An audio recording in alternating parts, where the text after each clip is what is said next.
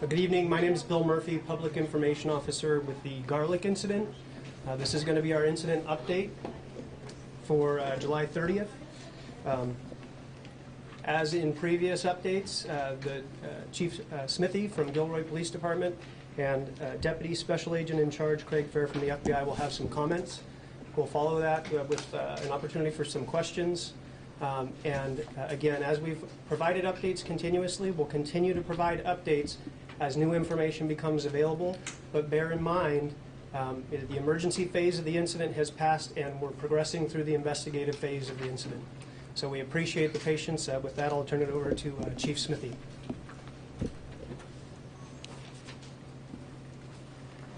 Good afternoon, everybody. We did provide handouts that have some of the information written down for you. But I'll give you some additional stuff as far as updates on our investigation as of this afternoon. The investigation is obviously ongoing. It's going to be ongoing for quite a long time, but we are making some progress. For instance, this afternoon, we started a process to try to start getting vehicles back to people who had their vehicles that are within that crime scene area. And so as they clear certain areas of the park and they make those vehicles available, there's a process where people are being reunited with their vehicles by getting escorted in. And so that's a positive for folks that have lost their vehicles into the park. I told you yesterday afternoon at the press conference that we were executing a search warrant on the suspect's car that we found parked just northeast of the park. That has been completed, and I know some of the reports included that this gentleman had purchased the weapon that was used in the shooting, and he had also purchased a shotgun, so we knew that he was associated with those two weapons. During the search warrant of the car, the shotgun that he had purchased was located, so we've now accounted for both of the weapons that we knew that he had purchased recently. Also, I was asked a question yesterday regarding a bag of ammunition or a bag in the creek. And yesterday we had a very large number of people from the Santa Clara County Search and Rescue, sheriff's deputies, and the FBI that did a sweep of the creek, a very detailed sweep of the creek from one end to the other. And I can confirm that they did locate a bag that had additional ammunition in it in the creek area when they were doing that sweep. I want to talk a little bit about, because we keep mentioning that we believe there may be a second subject involved, but we weren't sure at what level that person's involvement was. We have no indication that he was actually a shooter, but we had several people that thought that he was with another person. That investigation into that piece of this has been a high priority for us because we want to put the community and people's minds at ease as to whether or not there's actually another person out there that they need to be worried about. Our investigation is leading us more and more to believe that there was not a second person involved. I don't think I can say that with absolute certainty at this point because we're still following up leads, because people who say I saw this or I saw that, we want to follow every single one of those leads all the way through. But we have been able to track his movements around town leading up to the incident, including multiple different stores and locations that he visited prior to engaging in this shooting incident. And in every single one of those cases, we've been able to retrieve video, and he was by himself. He was not with anybody else. So that is sort of supporting the thought now that he acted on his own. But again, I don't want to dissuade any witnesses or any people that saw things or have any information from continuing to come forward because we don't want to rule that out as at least a possibility until we've exhausted every single lead that is provided to us.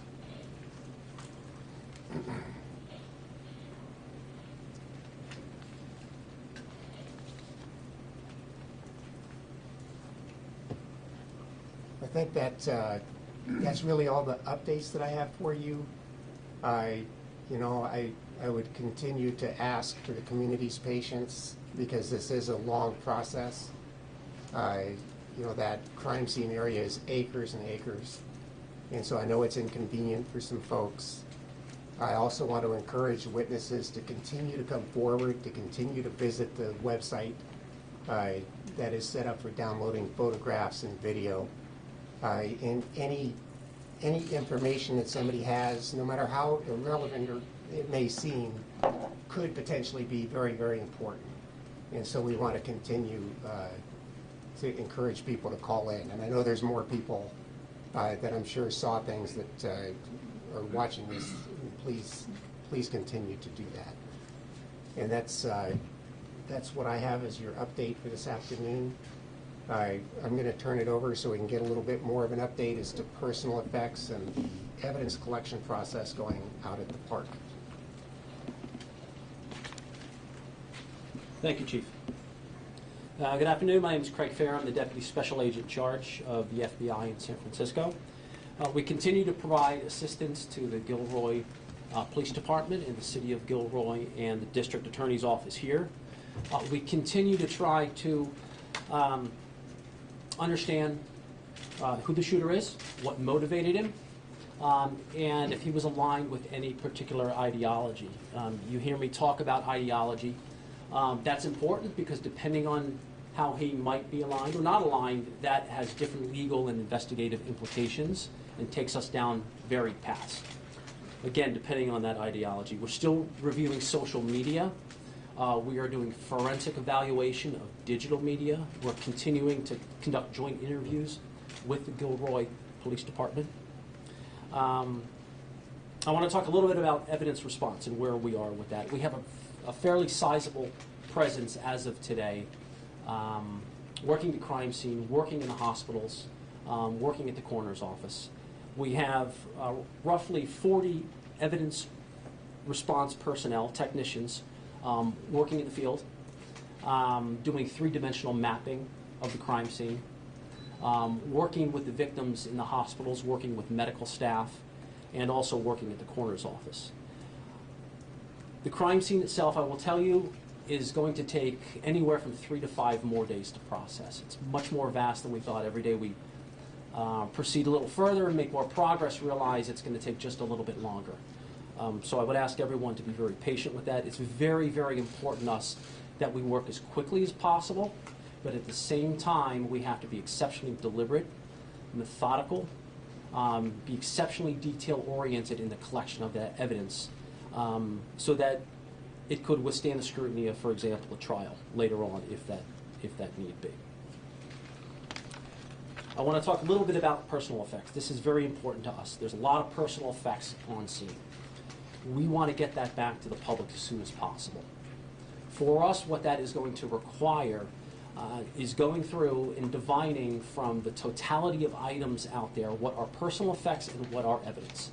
And as we determine certain items to be personal effects and have no evidentiary value, we will package that and we will bring that to the Family Assistance Center, which is located at Rucker Elementary School at 325 Santa Clara Avenue. And we expect that we will start doing that, commencing that tomorrow. There will be a public notice that is put out. If you go to the FBI.gov/San Francisco website, you will see a victim assistance application. So anyone who is at the event, believes they left personal effects at the event, could go to our website and fill out a survey providing their name, other contact information, and what they believe they left at the event itself. Again, as the chief mentioned, photos and videos, that would go to FBI.gov/Gilroy. FBI.gov/Gilroy. That's all I have for now. Thank you.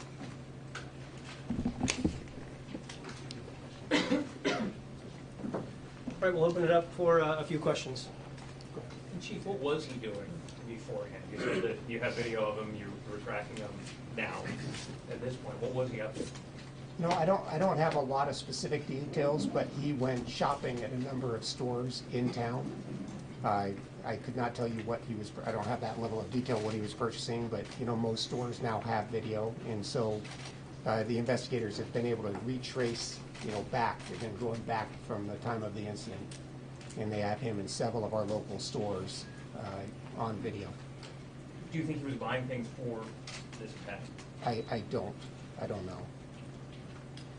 We saw results from the search warrant that was executed at the Nevada apartment that he had been living in that showed that some of the things that they seized were empty shotgun and rifle boxes, a gas mask, empty ammunition boxes, I think a bulletproof vest, some electronic devices. Do we have a sense at this point if how like premeditated and well planned this was, or if he was potentially planning something in addition to this as well? I don't know that I'm really prepared to comment on that because I don't have enough of the detail. It certainly seems to me that it was pre-planned, but how long and how widespread and whether there was any additional component of the plan, I just don't know at this point. So what about if you are undocumented and you want to share photos or videos to the law enforcement, and you are, you know, worried about your personal information being shared later on, or you know, being anonymous? Can you comment on that? As far as an immigration status related to being a witness, you know, I've tried to work very hard in our community to put our community at ease about that. We don't ask somebody what their immigration status is. We're not really concerned about that. That's a federal function, and we're a police department, and we're investigating a crime. And I certainly would hope, I think if you were to talk to anybody in our community here in Gilroy that we've worked with, that they could tell you that we're good to work with, and that they should not be concerned about that. Special Agent Fair, can I ask you a question? You were asking yesterday for people to offer up some pictures they've taken at the fair, and also if they have any information to share with you. Have you gotten anything yet, or are they any useful hint or leads? We have. We've had a number of submissions, both video and still. I have not seen them, and I have not received the analysis of those just yet. Is there any reason to believe he may have been targeting minorities? Shooting. We have no reason to believe at this point that he was targeting any protected characteristics or any class.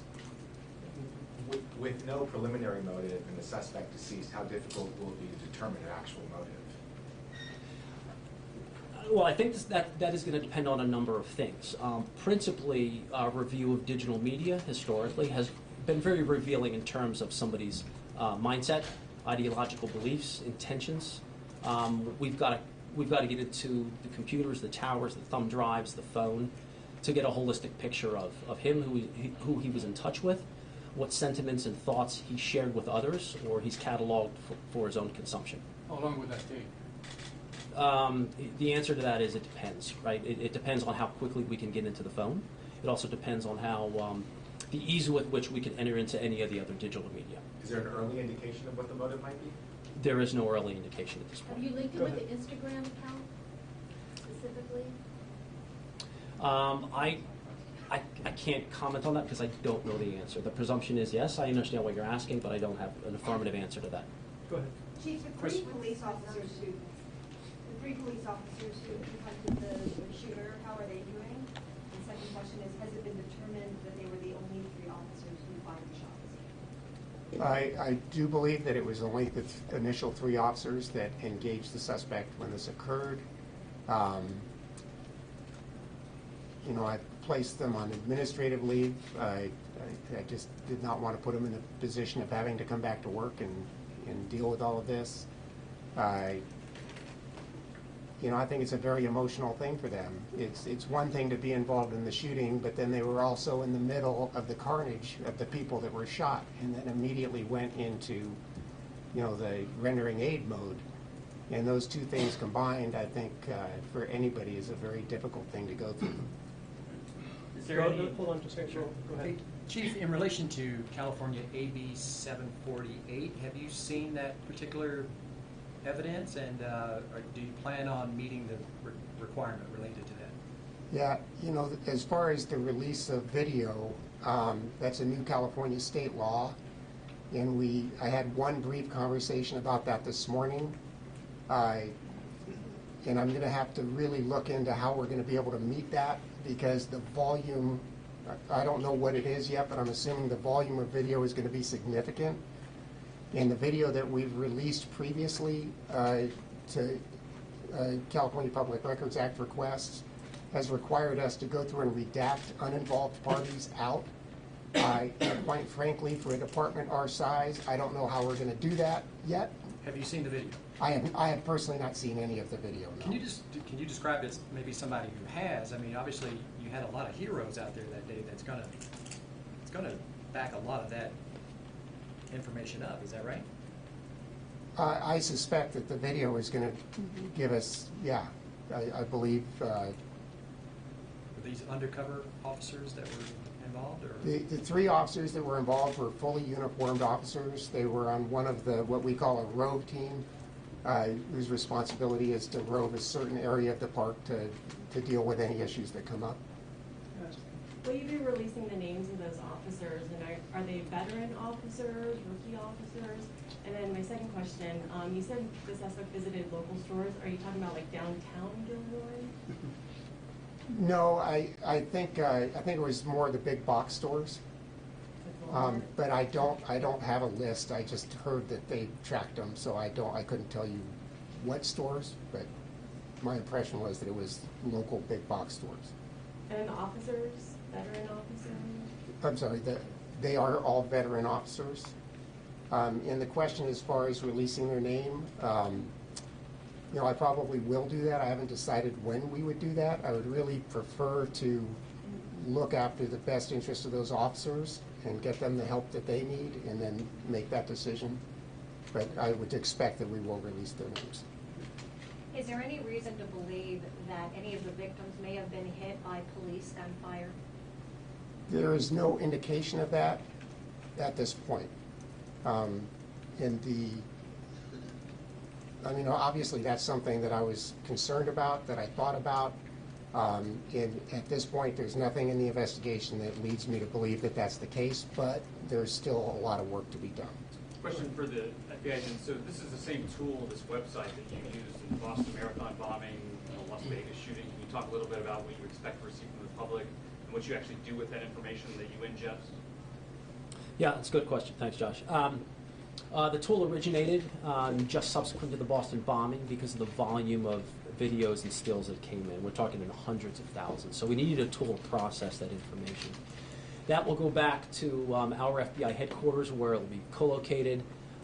It'll be analyzed by teams of analysts and agents back at our headquarters to try to pull together some mosaic to give us an accurate appraisal of what might have happened, the time flow, the people flow, show how the shooter came in and how he moved throughout the crowd, and provide other evidence, video documentation. Any indication he was on 4chan or 8chan before or the shooting? I don't have that information. Go ahead. Speaking of movement, can you clarify where the suspect entered the festival and his movements during the shooting?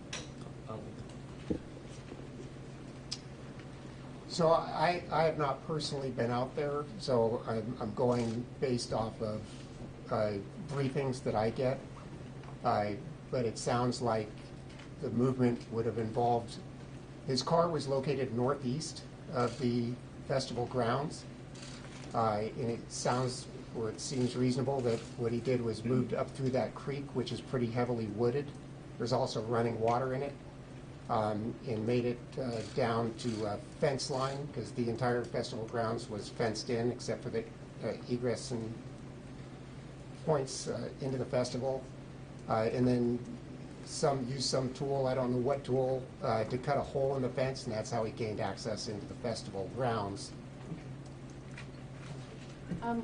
You mentioned that a shotgun was recovered from the car that was searched. Was any other key pieces of evidence recovered from there? And then the house on Churchill here in Gilroy that was searched yesterday, was anything of significance recovered from there? Yeah, as far as, the search warrant on Churchill, I do not know. I haven't gotten a briefing on what they recovered from there.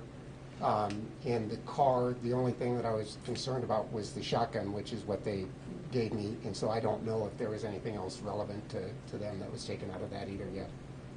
Can you comment on the status of the people who were injured? Have they been released from the hospital, or what's their status? As far as the victims, I don't have a current status. I was given a status earlier, actually this morning, that several people had been released. Some people were still in the hospital, and I don't know the number, but there was someone that was still in very serious condition, maybe more than one. Anyone critical? I don't know. So do you know how much ammunition the suspect had with him, how many shots may have been fired, and if he had any other kind of tactical gear with him? I do not know that at this point. I want to close because I need to get going, but just for the press, for all of you, I've gotten requests from probably just about every news agency in the country for, can you do this, can you do an interview, can you, and I want you all to know that I'm not doing those because I don't want to, but as you can imagine, we have so many people and so many things going on that I'm being pulled in a lot of different directions, which is part of the reason why when you ask me very detailed questions, I'm not at that level. I don't have that level of detail because we're doing so many different things. I'm expecting over the next day or two or three that my role for that will start to decrease a little bit, and I'm hoping to be able to free up some time. And if I can free up some time, I'm going to try to start honoring some of those requests so that we can do more a personalized interview with some of you. So. All right, so last question. The shotgun in which they also purchased in Nevada or in California. And the other thing is, I'm a bit confused about the Instagram account has been out for days now, and a lot of speculation on whether he was driven by some type of white power ideology. Is there any clarification that we can get, especially if you don't think he was targeting protected classes this far? The shotgun was purchased also in Nevada. And as far as the ideology and the accounts, I'm not prepared to do that because that's one source of information, but we have so many different sources of information and they don't all align. But is it linked to him, or a presumption of yes, is that yes, it was his account, or is it a dummy account? Do you believe it was linked to him? You know, I really don't know. I have heard that as a rumor. I can't confirm that yet. Do you know if he deleted it? I'm sorry? Do you know if he deleted that Instagram account? I do not. Was the victim One killed more for the on the FBI. scene? So last Yeah. question. Was the victim killed on the scene, or was he ever transported to the hospital? My understanding is that two of the victims, No, I mean the suspect. oh, the suspect. I'm sorry. Okay, I'm sorry. Yes, he was killed at the scene. He was not transported to a hospital. And is his family being cooperative in this investigation? So, as the chief said, and I mentioned at the beginning, our goal is to get you information as quick as we can possibly get it to you. The next press conference, with that said, is scheduled for Thursday at the same time at 4 p.m., same location. If anything occurs between now and the Thursday press conference, we will be sure to get that information out, and we'll continue to have the media line available to you. Thank you all for coming.